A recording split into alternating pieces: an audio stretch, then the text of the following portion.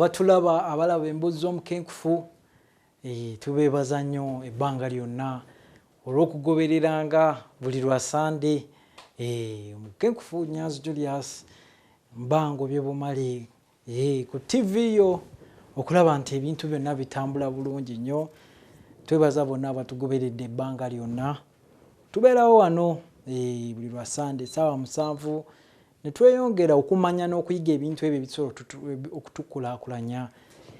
Mulaba nti omwaka twakaguyingira naye January akoze eki? Agenze kachegeza abasigadde emyezi 11 ate ne guno omwaka 2020 wagwe mita 2020 guno gugende n'olwekyo ffe tukugamba nti togwamu ssuubi wadde omwaka gwakatandika naye ebintu bingi nnyo by'osobola okukola n'osobola okwekulaakulanya. Olwaleero era nga bulijjo tutera okutunuulira ebintu ebyo ebyenjawulo ebyo abantu bye bawulira ne beewuunya ne bagamba nti ekintu ekyo mazima ddala kisoboka. Kibeera kisoboka nga bwe tubagamba nti oluusi ekintu ky'otamanyi tolowooza nti n'abalala tebakimanyi naye kiva ku kumanyaako. Okumanyako we kukoma ate oyinza okwesanga nga n'omulala wowe kutandikira. N'olwekyo mbeebaza olw'okuwulirizanga n'okugobereranga. Bakadde bange abasiraamu bagamba nti assalamu alaikum wa rahmatullahi ta'ala wa barakatuh. Ate abakristaayo shalom shalom shalom.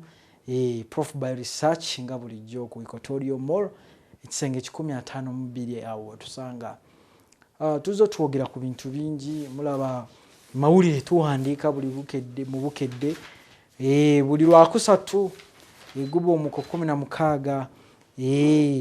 omuko 16 era wiiki eno twawandiise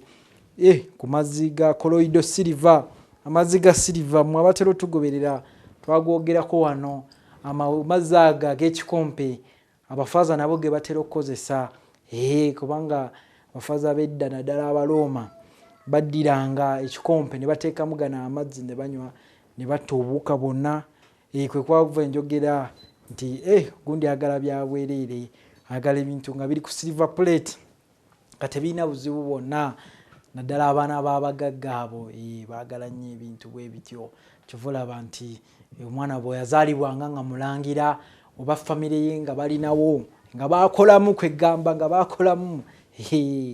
babayitanga abaana abazaaliddwa ne silver plate oba silver spoon kijiko kya silver. Naye twabyogeddeko noonya bukedde olw'okusatu olwa wiiki eno oba osobola okujja ali ku Prof by research ekisenge 152 n'omanya ebisingawo. Era nga bwe mumanyi wiiki zonna ezo eziwedde Sande zonna tubadde twogera ku nnyama ya ffene. Ennyama ya ffene bimu ku bintu ebyewuunyisa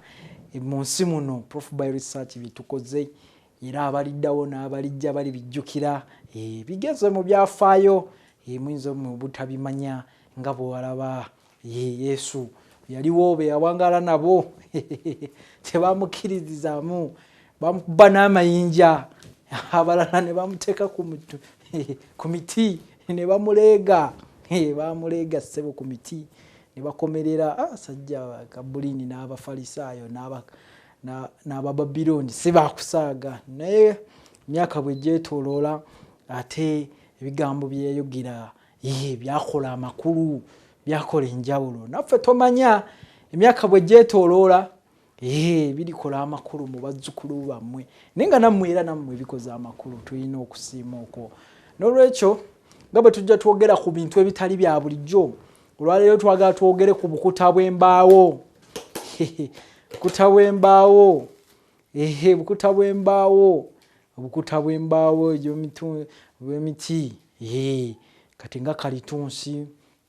payini emigavu emiti egyo bwe gityo emiti ginnansangwa n'emiti gye mutera okusimba. Obukuta bw'embaawo jjukira empumbu nabayigiriza okukolamu obuti obukuma essigiri ne mwefunira akasente.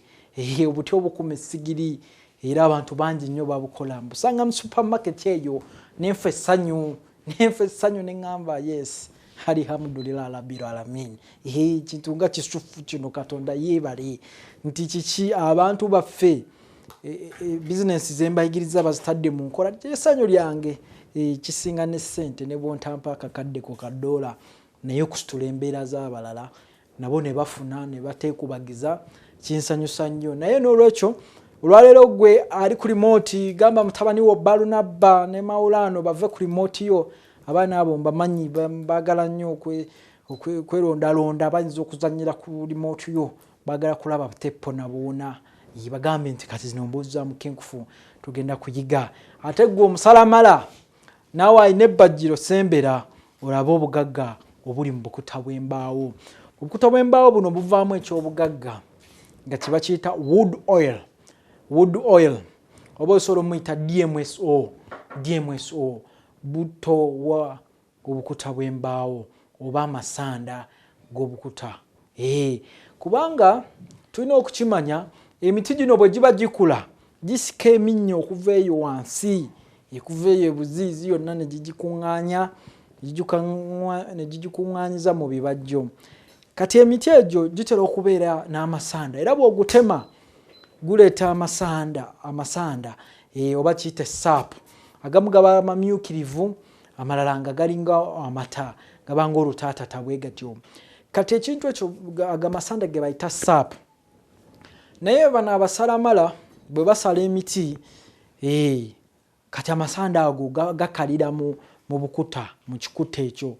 ne gakala kati abantu bano abakola embaawo oba abasala embaawo ababajja bo bwe basala emiti egyo oba ne basalamu embaawo kati obukuta obwo bukaliramu amasanda ne kati ffe tulina tekinologiya ebufumba tufumba obukuta buno ne buleeta entuuyo nga bw'olaba abafumba emmandule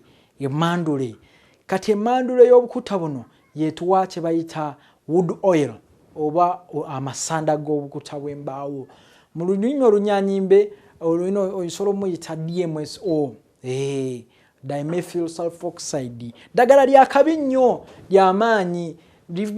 okuva mu kyasa kye-17 ng'abarasha balikozesa naye kati ffe temulimanyi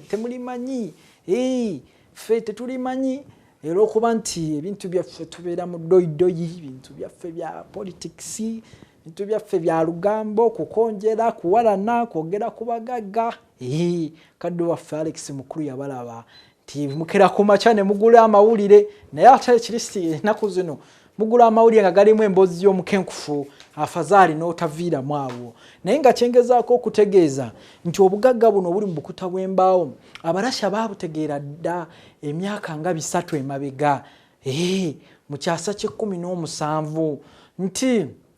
waliwo omulasha gwe bayita Alexander Zesta mu 1867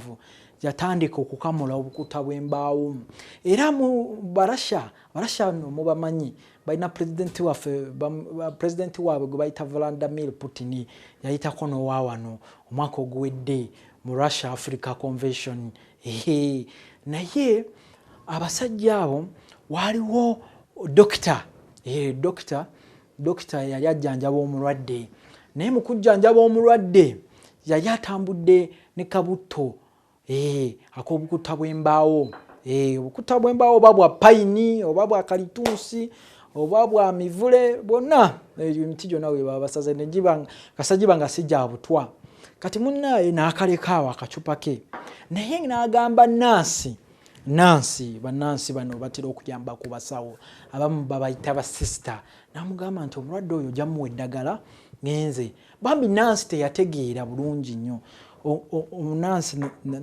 ate dokita yeerabidde akacupa ke akabuto w'embaawo kati Nansi mu kifo ky'okuwa eddagala omulwadde yali bubi nnyo yafuna kacupa kana akabuto w'embaawo n'amuwa yamuwa amazzi matondo nga 20 n'amutonyezaako ne ku lulimi n'anywa kati enkeera dokita we yakomawo n'abuuza Nansi omulwadde we wamuwadde eddagala nti namuwadde eddagala wamuwadde eddagala ki nti namuwadde eddagala kaakano dokita n'aleekaana woowe onzise onzisa okoze ensobi ey'amaanyi bwe baba katoliki bakiyita ekibi ekya saakiririgo kyokoze kiki bagenda nakungoba ku mulimu singa baalinga bano ab'emulago waffe munyi mulago oba okola ensobi medical council tekusonyiwa ekusamoninga naye munaye ensobi yavaamu ekirungi nti omulwadde yawona mu kuwona omusawo yagendera omulwadde pressure entunuusi zibadde zikuba nnyo ebbugumu libadde lirinnye lisse nayebuuza n'agamba akitegeeza akantu kano kajjanjaba kati awo wewaava eddagala lino lye bayita Russian mistake oba buto w'obukuta bw'embaawo wood oil oba DMSO yali nsobi nansi gye yakola naye ate neevaamu ekirungi munaye ate abalasha nga bw'obamanyi nga basirikira kyama kyabwe jjukira abo baalinga nnyo mu ntalo n'Abamerika Cold Wars simanya Soviet Union ne kati nganze omusajja ataganjula ebitabo era omunoonyereza neŋŋamba kano kino ekyama sijja kirekera ba Russia kanchitwaliye bannayuganda kubanga ffe tusinze emiti kinumanya okulaba nga tugenda e China ne tugulayo entebe ne tugulayo sofa set obumeeza naye nga ate emiti ffe tugisinza wano kati omulemu tovaawo tukomawo n'emigaso gy'obukuta bw'embaawo